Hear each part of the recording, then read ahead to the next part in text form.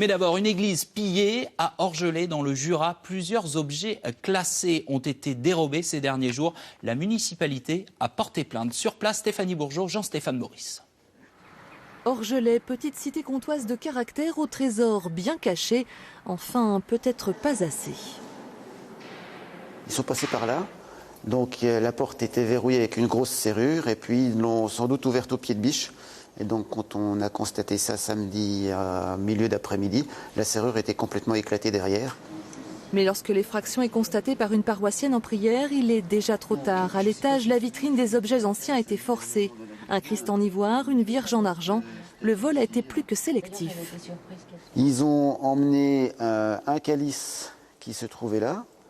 Et par contre, les burettes en argent qui sont là, ils ne les ont pas emmenées alors qu'elles étaient facilement accessibles. C'est clair qu'ils ont choisi les objets parce qu'il y avait d'autres objets dans la vitrine qui pouvaient avoir autant d'intérêt.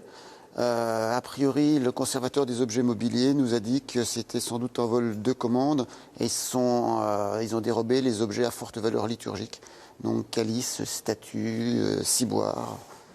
Plainte a aussitôt été déposée tandis que les soupçons étaient éveillés. Il y a quelques semaines, 4 églises de l'Ain étaient cambriolées, voire profanées. Circuit organisé ou simple coïncidence, la gendarmerie, apôtre de la rigueur, ne néglige rien. Il est encore prématuré de pouvoir faire une relation entre ces faits.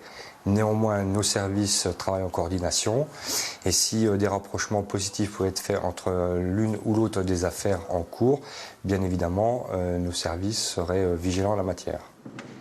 Côté paroisse, on ne tendra pas l'autre joue. Des mesures de sécurité supplémentaires seront mises en œuvre, mais les fidèles ne seront pas condamnés à faire pénitence pour autant.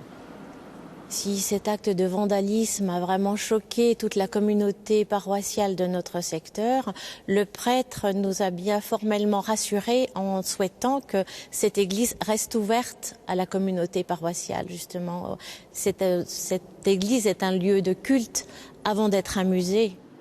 Le plus beau des trésors d'Orgelais restera donc accessible. Un carrelage du XIIIe siècle, diablement difficile à escamoter discrètement celui-là.